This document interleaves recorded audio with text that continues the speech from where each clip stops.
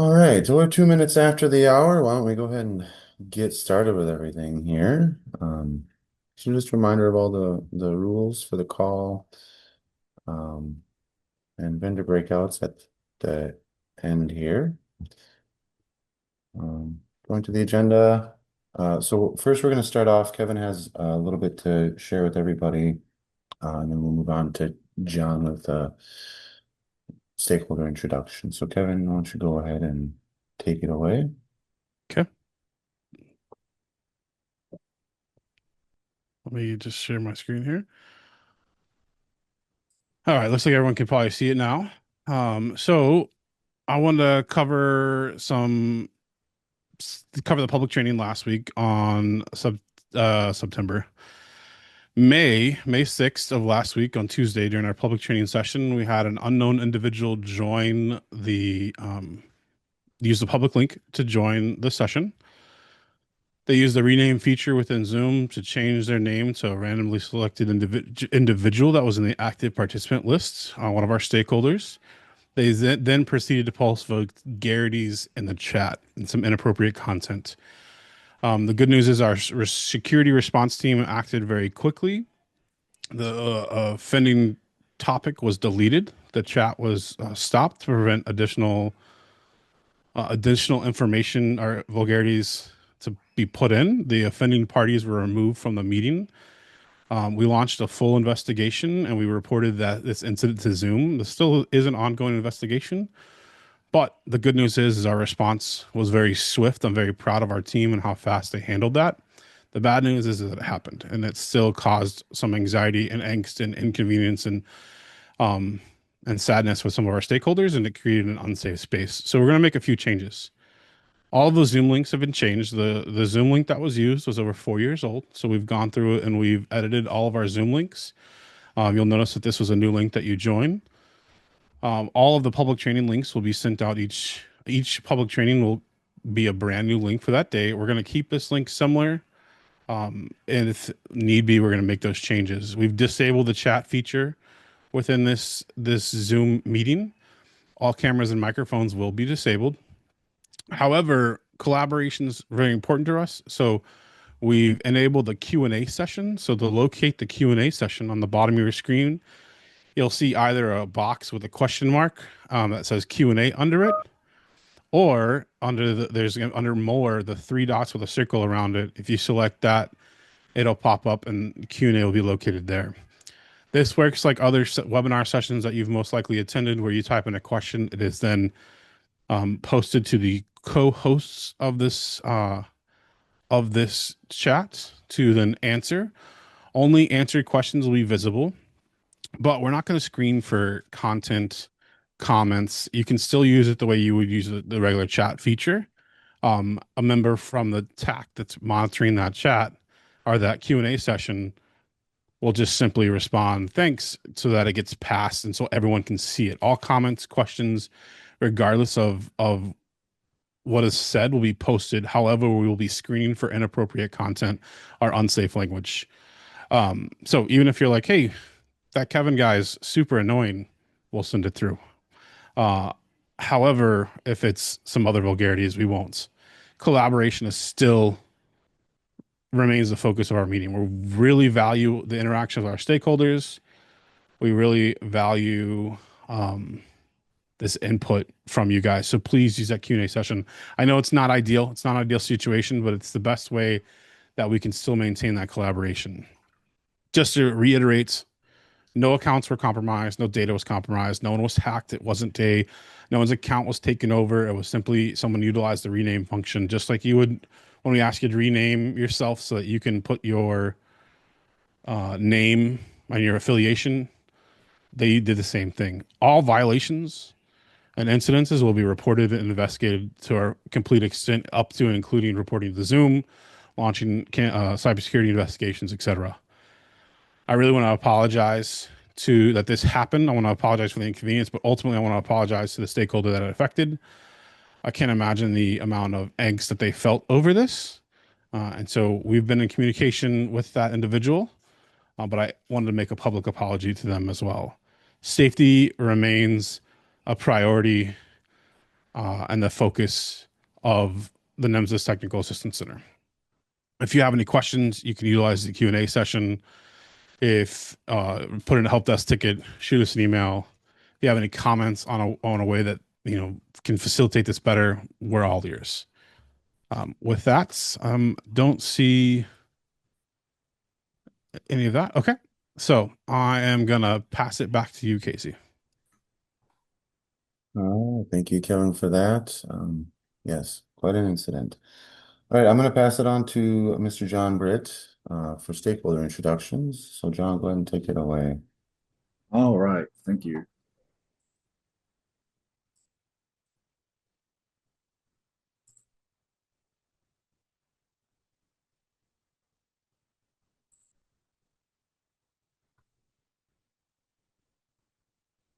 So, I'm not sure how many of you are aware, but it's been a sad time for people for West Virginia. I want to take a moment to remember Larry Dewey Cole. He passed away on April 23rd. He was 59. He was a member of the Tees Valley community in West Virginia and was known for humor, warmth, and unwavering support for those around him and West Virginia football. He brought joy to many, and his absence leaves a pretty big void.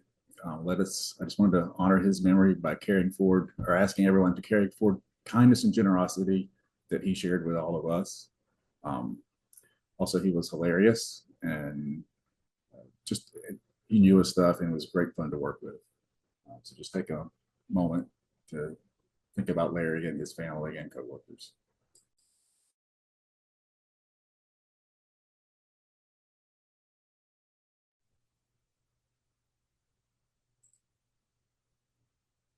All right. And thank you all, and back to you, Casey.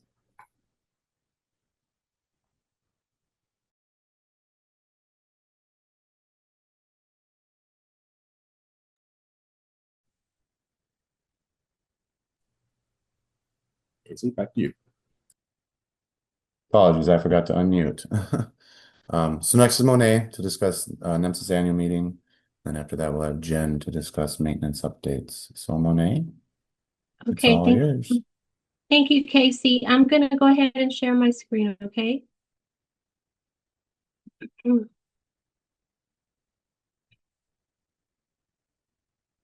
Hello, everyone. I just wanted to greet you today and just to remind you about the annual meeting. One thing I want to mention is that, let me go back to the annual meeting banner here. I want to let you know that I am using a very famous inspirational quote to move the meeting forward. The inspirational quote is, if they build it, if we build it, they will come. This is a phrase from a movie called Field of Dreams that came out in 1989. And there's a very passionate conversation with James Earl Jones and Kevin Costner about building a baseball field. Now, there were many onlookers standing by to see what the outcome would be, but I want to let you know that our decision is to move forward with the meeting. We currently are a little light on the registrations, but I'm feeling very hopeful that after today, a few more folks will go ahead and register. I know that things are changing rapidly and it may be hard to make a decision, but this is an important meeting that we build for you, our NEMSIS stakeholders. The meeting is only $500 for the full conference, and this is an early bird rate that we are offering you. So I'm going to go ahead and click on the registration site. You just click this big red button, and here's the page. And again, the meeting is $500 for the full meeting. We'll allow this price point to stay in place until Monday, July 28th, and then the price will increase. I want to go ahead and show you the various options. In person is your best experience. If you click on in person, while it says $0 amount here, what you have to do is you have to choose if you want to come Tuesday through Friday for the 500, or if you want to only attend the 2 sessions on Wednesday and Thursday for the 450. You can see that 500 or Tuesday through Friday is your best price point, but there are options for you. Once you make your decision on these 2 options, then you're going to check out and you'll be good to go. Now, because some of you, we've had these conversations for a few weeks, some of you have already gone ahead and taken care of business, and I'm extremely grateful. You put a smile on my face and in my heart, and so I want to let you know who's coming so far. I'm only going to give the first names. We have Amber, Brian, Daniel, Douglas, Eliza, Felicia, Gavin, James, Kelly, Kirk, Lance, Mark, Nick, Ricky, Steven, Toby, and Van Mark. So thank you all for getting registered. If I have not called your name and you're on this meeting and you know that you're coming to the NEMSIS annual meeting, please go ahead and complete your registration. We look forward to seeing you. We're preparing for you, and it's going to be a fantastic meeting.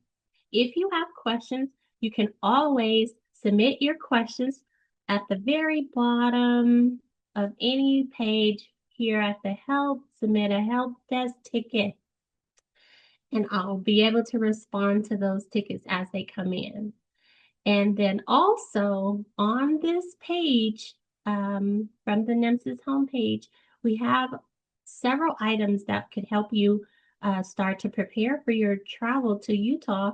We have the agenda, which will be updated based on some of the changes that have been made recently with staff and federal partnerships. But we do have the invitation letter. We also have this letter about signing up to be a lightning round speaker. We have some frequently asked questions document here. And so go ahead and get registered. Thank you so much for just, making it possible for us to have the meeting with our stakeholders. And again, we do look forward to meeting with you. So go ahead and take care of that at your earliest convenience. Thank you so much. Have a great rest of your day. Back to you, Casey. Monet, Lauren from Zoll had a question about virtual being allowed for all participants or vendors. Yeah, let me go ahead and make some clarifications on that. Thank you so much for the question, Lauren. I'm just going to go back to this page really quickly. So the virtual registration is allowed for the EPCR user group forum, and is also allowed for the data managers. So if you are a software vendor, we do not have a virtual option for you. Also, this virtual option is only available on Tuesday. So if you want to get the meat of the discussion on Wednesday and Thursday, you definitely need to be available in person for this meeting. And that's for all vendors based on the compliance policy that we have in place. I hope that answers your question, Lauren.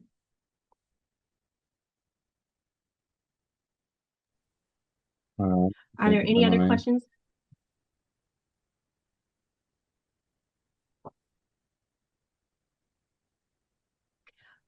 All right. Thank you for that, Monet. Okay, thank you. Back to you, Casey. All right, next up we have Jen with maintenance updates. So Jen, if you would please update everybody. Happy Wednesday morning. And remember, if you don't get a chance to ask your question during the call, you're always welcome to open up a help desk ticket and we'll respond to you via the help desk system as well. Maintenance for the month of May is going to be on the 20th and 21st. And then just letting you know, it's always going to be the third Tuesday and Wednesday of the month. If there are extra maintenance windows, we will notify and let folks know what will be down and when it will be down. So a good way to remember it is it's between the second and fourth weeks, which is when your V3 call. So you have first week, nothing, second week, V3 implementation call, third week, maintenance, and the fourth week, the next V3 implementation call. That is it for me. Back to you, Casey. Jen, thank you. Next, we have Kevin with Critical Patch Timeline, and then Bengie will be discussing PCRF workshop. So Kevin, if you would please. Yep, let me just reshare my screen here.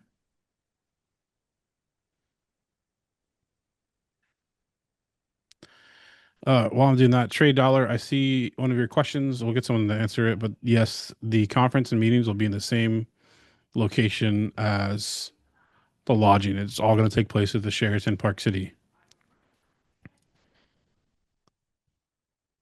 Okay, I see several people have used the Q&A session. Thank you to that. I'm going to cover our critical patch timeline.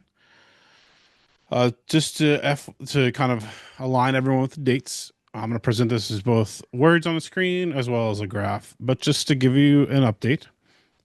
Critical patch 5, so 3.5.0 CP5 and 3.5.1 CP1 are live. They're currently active. We are able to accept those records from the state. Vendors are within their 90-day implementation and testing of that. We have several vendors that have tested off on compliance. July 10th, which is a little bit longer than 90 days to account for the July 4th holiday time, will be the end of that 90-day implementation and testing period. States, we encourage you to have implemented it with both your collect and send as well as your receiving process vendors in your state. And we would like to encourage states to communicate your timeline of implementation with both your vendors and as well as the NEMSIS Technical Assistance Center. On September 30th, we will have the ability to accept 3.5.1 CP1 records from the states. So September 30th is when 3.5.1 will be officially we'll be able to accept that. On the next day, October 1st, we're going to release all of the resources that you're used to receiving. Data Dictionary, XML, all those resources that are used to receiving from the NEMSIS TAC. We're going to release those for 3.5.0 Critical Patch 6 and 3.5.1 Critical Patch 2. This is the critical patch that only change occurs with ePatient 25, and it changes the recurrence from 0 to 1 to 1 to 1. This again, October 1st is just the day that we release those resources that you're used to seeing. On November 4th, to have it implemented on a Tuesday, is when critical patch 6 or 2, depending on which version you're on, are activated, are live at the NEMSIS Technical Assistance Center. That is when ePatient 25 changes from 0 to 1 to 1 to 1. Any record that is submitted without a real value, so male, female, unable to obtain, or a not value, or a pertinent negative, if it's missing any of those three within ePatient 25, that record will fail at the national level. And for those who are more of a visual learner, here's a timeline, kind of a Gantt chart aspect that has all the dates are the same. And we will be sending out these two slides on our MailChimp later today. I'm going to check our questions real quick to see if there's anything missing and give everyone a chance to comment. Okay, let's see this. Alicia asked what value will fail. I believe the record will fail. If Jen or John can, Jen or Josh are here on unmute.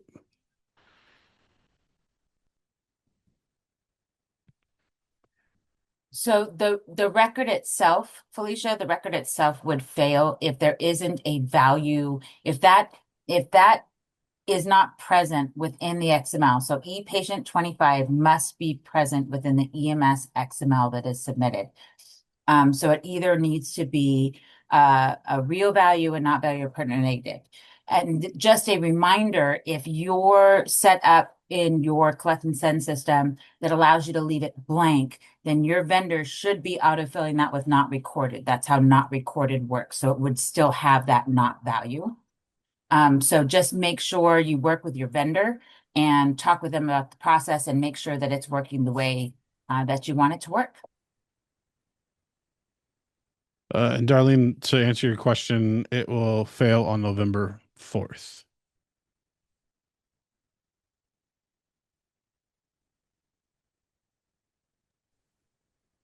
I see Mark Roberts with his hand up. Mark, could you possibly put your question, or are you a little on mute? Sure, I can. It's a pretty long question. Okay, Actually, go ahead. yesterday with this release. You want me to put it in the chat or just tell you what happened? No, go ahead and share, please. Yeah, so yesterday we started having a lot of failures. And what had happened was one vendor has already gotten the patch in place and they started submitting to the state before the state's ready to accept. So I just wanted to make sure that the state data managers and everybody knows that we got to hold off on these patches. Otherwise, I mean, we had lots of failures yesterday. So just wanted to make sure everybody's kind of aware and remind people. Thanks for sharing. And we do we really want to encourage collaboration and coordination between the states and vendors and agencies. So thanks for sharing that. All right, looks like all the other questions are answered. So with that, Casey, I'm going to pass it back to you. All right, Kevin, thank you for that. And again, we thank everyone for your hard work and collaboration with the critical patch and all that. It certainly threw a wrench in people's plans, but it is much appreciated. So next up, we have Bengie to discuss the NEMSIS-PCRF conference or workshop coming up. So Bengie, if you would, please. Thanks, Casey. Hello, everyone. So the PCRF is at Buffalo, New York from June 4th through the 6th. We would love to invite anyone who's interested in completing pre-hospital research. The PCRF promotes and disseminates the pre-hospital research, and we have the opportunity to engage with EMS professionals, clinicians, educators, and industry representatives. It's a really fun time. You get to learn a lot from people who are behind the scenes and people who are involved in the day-to-day process of documenting information and how it gets transferred to NEMSIS and how everything connects overall, so we can use the research to continue to move forward with the EMS field. And participating in the research is conducted to improve patient care and enhance professionalism, like I mentioned earlier. And it raises public awareness of EMS's role in healthcare. So don't miss out on the opportunity to learn more and to see how your state has benefited or has provided information to help us to continue to work on these research forums. Additional information regarding the PCRF can be found on our NEMSIS website or the UCLA's PCRF website, since we are partnering with them to do so. I will put the links in, I will share the links with you all, and if anyone is interested, please feel free to open up a help desk ticket. And I will do my best to assist. Thank you. Thanks, Casey. All right, Benji, thanks for that. As she said, if anyone has any questions after the meeting regarding PCR, please submit a help desk ticket. We'll get you some answers.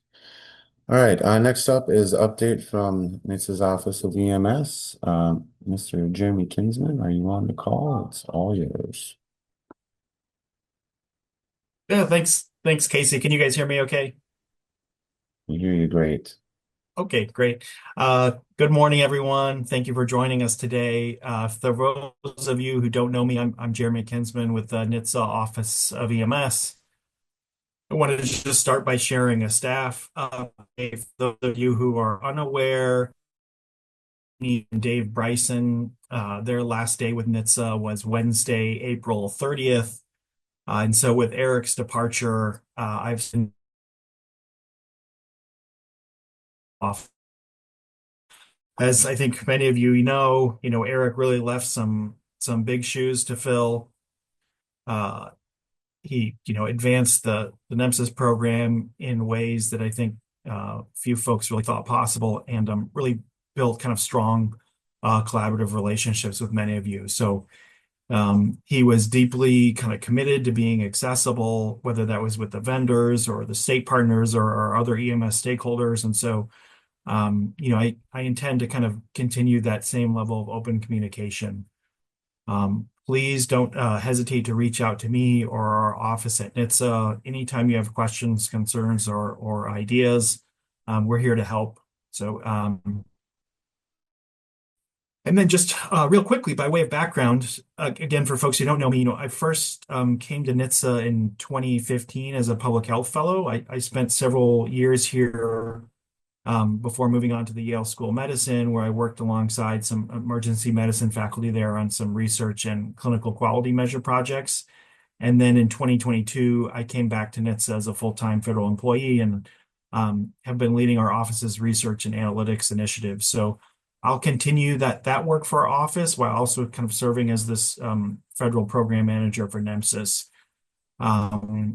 A few quick updates from our office. First, I just want to thank you all for your partnership on the recent critical patches related to the president's executive order on patient sex that Kevin just gave an update on. I think we kind of recognize that each state operates under its own rules and regulations. Sees, direction from state leadership on this issues.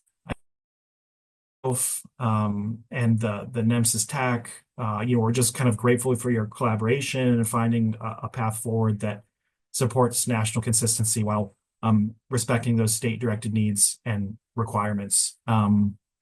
It sounds like there are some issues that have already come up from our colleague there in California. Please let us know right away as you encounter those issues so that we can work quickly to try and resolve them. Now to just move on to some exciting news that some of you may have heard about are at the National Safety Council's Road to Zero 2025 annual meeting, our acting chief counsel for NHTSA, Peter Simshauser, who was appointed by President Trump, he announced that our Office of EMS at NHTSA, we're partnering with the Department of Defense on a $30 million investment to establish pre-hospital blood transfusion programs across the country. So our goal is to create at least 25 demonstration sites over the next 3 years that are really going to be focused on saving the lives of motor vehicle crash victims. So I think what's important for all of us is that, our leadership at both NHTSA and across DOT really recognize that the NEMSIS program and the data that you all contribute are really vital to the success of that effort. We expect that the evaluation of these demonstration programs will help build the case for additional support and resources from NHTSA, DOT, and our federal partners to kind of sustain and expand those efforts in the future. That's all I have for today. So thank you again for your time. I look forward to working more closely with all of you. And please, again, don't hesitate to reach out if there's anything we can do to support you. Thanks. I'll hand it back to you, Casey. All right, Jeremy, thank you for that. Does anybody have any questions regarding anything Jeremy shared with us? No questions. All right. So a reminder, upcoming meetings. Next meeting will be Wednesday, May 28th, beginning at 11 a.m. Eastern. And the following meeting is June 11th. Other than that, we have open forum, so if anybody has anything that they want to discuss, share. Have we heard of any states having a timeline in place for receiving the critical patch?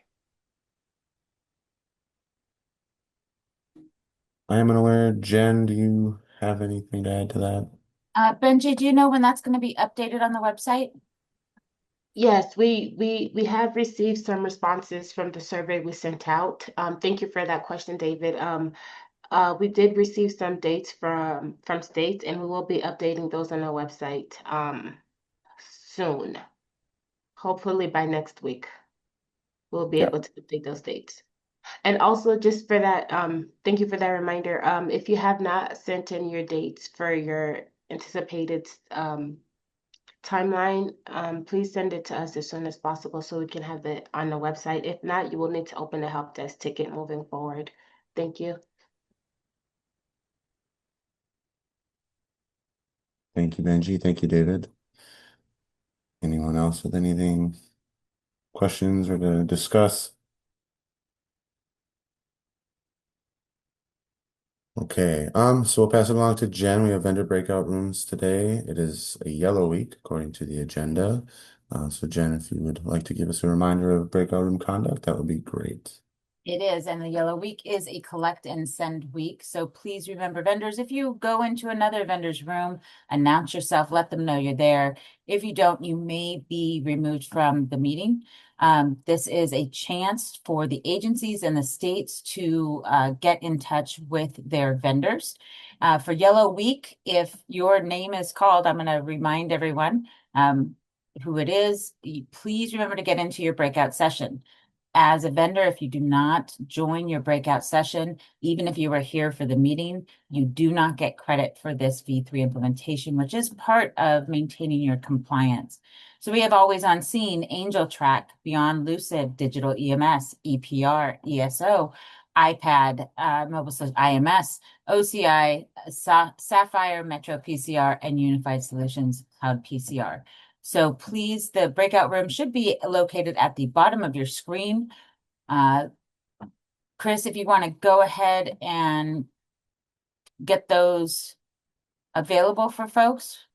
Yep, my apologies. This is going to take just one moment. Not a problem.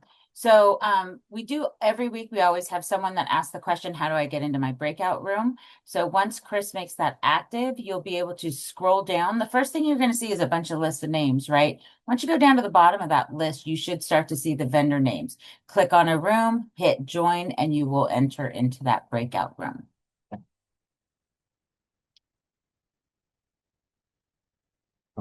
Looks like breakout rooms are ready. So unless anyone has any other questions, I think we can go ahead and join in those.